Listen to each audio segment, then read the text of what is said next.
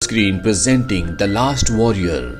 कहानी की शुरुआत में हमें एंशिएंट रशिया को यानी कि पुराने वक्त के रशिया को दिखाया जाता है, जहां जंगल में एक योद्धा अपने घोड़े पर भाग रहा होता है। कुछ लोग उसका पीछा कर रहे होते हैं जो उस योद्धा को पकड़ लेते हैं और तभी यहाँ पर एक जादूगरनी आती है जो इस योद्धा को पत्थर का बना देती है। दरअसल इस जादूगरनी का मानना होता है कि ये आखिरी योद्धा है, ये इसके रास्ते में यानी कि इसके काम में अड़चन डाल सकता है, इसीलिए इसको पत्थर का बनाकर पानी में डुबा दिया जाता है, जहां पानी के अंदर हमें और भी पत्थर की मूर्तियां दिखाई जाती है, जिससे हमें समझ में आ जाता है कि इस जादूगरनी ने सिर्फ इस योद्धा को नहीं बल्कि पहले भी कई योद्धाओं को पत्थर का बनाया है। जादूगरनी ने योद्धा के एक साथी को भी पकड़ा होता है, लेकिन किसी तरह से वो पानी में कूदकर अपनी जान बचाकर वहां से भाग जाता है। वहीं हमें मॉडर्न रशिया को दिखाया जाता है, जहां पर इवान नाम का एक जादूगर जो कि बचपन से अकेला रहता है क्योंकि वो अनाथ है, उसे दिखाया जाता है। वो अपनी जादू की ट्रिक से लोगों का दिल बहलाता है। साथ ही इवान के पास साइकिक पावर भी होती है जिससे वो लोगों की मदद करता है। एक दिन एक लेडी उसे अपने घर पर बुलाती है और पूछती है कि उसका हस्बैंड उसे धोखा क्यों दे रहा है। इवान अपनी पावर से उसे बताता है कि तुम्हारे घर पर बुरी शक्तियों का असर है, इसीलिए तुम्हारा हस्बैंड तुम्हें धोखा दे रहा है। इवान की बातों से उस लेडी को कंफर्म हो जाता है कि उसका हस्बैंड उसे चीट कर रहा है। अभी तक उसे सिर्फ शक था। अब इवान एक हॉस्पिटल में जाता है जहां पर उसे बुलाया गया है। दरअसल यहाँ पर एक बच्चा कोमा में है, लेकिन इवान चाहकर भी उस बच्चे की मदद नहीं कर पाता। दरअसल बच्चों को देखकर उसे हमेशा अपना बचपन याद आ जाता है, जब वो अनाथ आश्रम में रहा करता था। एक रात को सभी बच्चों ने उसे अनाथ आश्रम में एक कमरे में बंद कर दिया था। इवान को वहां पर बहुत डर लग रहा था।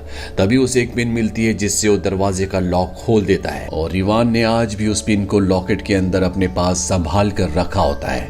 इवान के पास अब एक आदमी आता है और यह आदमी उसी औरत का हस्बैंड है जिसे इवान ने साइकिक ट्रीटमेंट के थ्रू बताया था कि उसके घर पर काला जादू है और उसका हस्बैंड उसे धोखा दे रहा है। ये आदमी इवान को सबक सिखाना चाहता है, उसके साथ उसके आदमी भी होते हैं, पर इवान को समझ में आ जाता है कि ये कौन है, इसीलिए वहां से भागना शुरू करता है और भागते भागते वो एक वाटर स्लाइड के अंदर एंटर कर जाता है। और जब वो दूसरी तरफ निकलता है तो वो देखता है कि ये पूरा का पूरा एक जंगल है।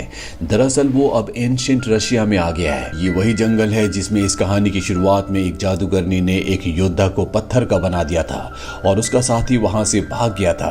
अब उसका वही साथी इवान के सामने आता है, उसे बताता है कि तुम एक योद्धा के बेटे हो, तुम्हारे माँ बाप ने तुम्हें छुपा दिया था। इसके बाद वो आदमी इवान को एक रिंग देता और कहता है कि तुम्हें इस पूरी जगह को बचाना होगा, ये जगह खतरे में है। इवान को उसकी बातों पर यकीन नहीं होता, उसे लगता है कि ये कोई पागल है और तभी उस आदमी को एक तीर आकर लगता है जिससे उसकी मृत्यु हो जाती है। चंद ही पलों के बाद घोड़े पर यहाँ पर वो सैनिक भी आ जाते हैं जिन्होंने उस बूढ़े आदमी को मारा था। वो इवान के हाथ बांधकर उसे अपने राजा के पास ले जाते हैं, पर जब राजा उसके हाथ में अंगूठी देखता है तो वो बहुत खुश हो जाता है। वो उसके हाथ खोलता है और कहता है कि तुम मेरे भाई हो। इसके बाद राजा उसे क्वीन से मिलाता है जो कि वही जादूगरनी है जिसने उस योद्धा को पत्थर का बनाया था। वो जादूगरनी उसे कहती है कि तुम मेरे साथ आओ, मैं तुम्हें महल दिखाना चाहती हूँ। इवान भी उसके पीछे पीछे चला जाता है जहां पर वो उसे कैद खाने में बंद कर देती है। दरअसल ये सिर्फ एक धोखा था। अब इवान देखता है कि वहां पर एक आदमी है जिसके हर एक शरीर के हिस्से को बर्फ के अलग अलग टुकड़े के अंदर कैद किया गया है। वो आदमी इवान को कहता है कि मैं तुम्हें जानता हूँ, मैं ये भी जानता हूँ कि तुम कहां से आए हो, पर शायद तुम नहीं जानते कि तुम कौन हो। तुम एलोशा के बेटे हो। एलोशा वही है जिसे इस कहानी की शुरुआत में जादूगरनी ने पत्थर का बनाकर पानी में डाल दिया था। ये आदमी इवान को बताता है कि अगर तुम अपनी जिंदगी में अपनी दुनिया में वापस जाना चाहते हो तो तुम्हें एक खास तलवार को हासिल करना होगा और इसे सिर्फ एलोशा का बेटा ही हासिल कर सकता है जो कि तुम हो।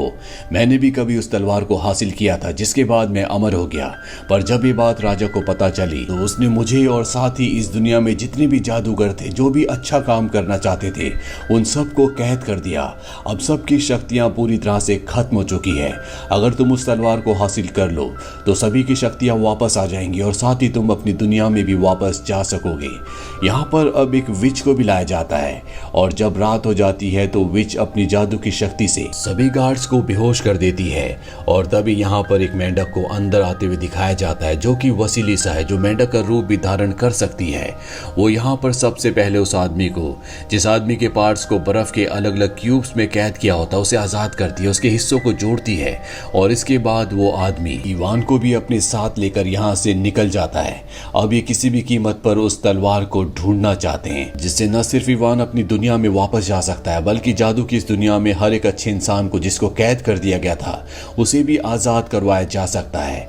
इसीलिए अब ये एक सफर पर निकल पड़ते हैं। वहीं राजा को नहीं पता होता कि उसके भाई को क्वीन ने यानी कि जादूगरनी ने कैद खाने में डाल दिया था। उसे सिर्फ ये बताया जाता है कि उसका भाई हमारे कैदी को लेकर यहाँ से भाग गया, जिससे राजा को बहुत गुस्सा आता है।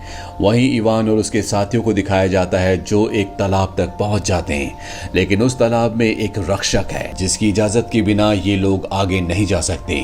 यहाँ पर जो विच होती है वो अपना रूप एक सुंदर लड़की के रूप में बदल देती है और उससे बात करके उसे इम्प्रेस करती है। इसीलिए वो क्रिएचर जो फ्रॉग की तरह दिखता है वो न सिर्फ इन्हें आगे जाने की इजाजत देता है, बल्कि वो इनकी मदद करने के लिए भी तैयार हो जाता है और वो भी इन्हीं के साथ चल पड़ता है। अब ये सब के सब आगे एक गुफा तक पहुंचते हैं जहां पर एक जाइंट होता है जो कि खाना बना रहा होता है।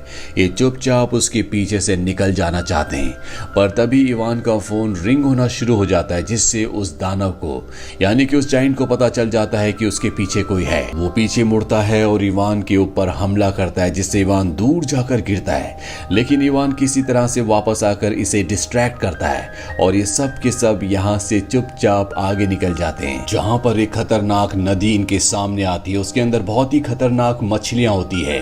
इसीलिए वो क्रिएचर जो कि मेंढक यानी कि फ्रॉग की तरह दिखता है वो पानी के अंदर जाता है ताकि वो मछलियों को यहाँ से हटा सके।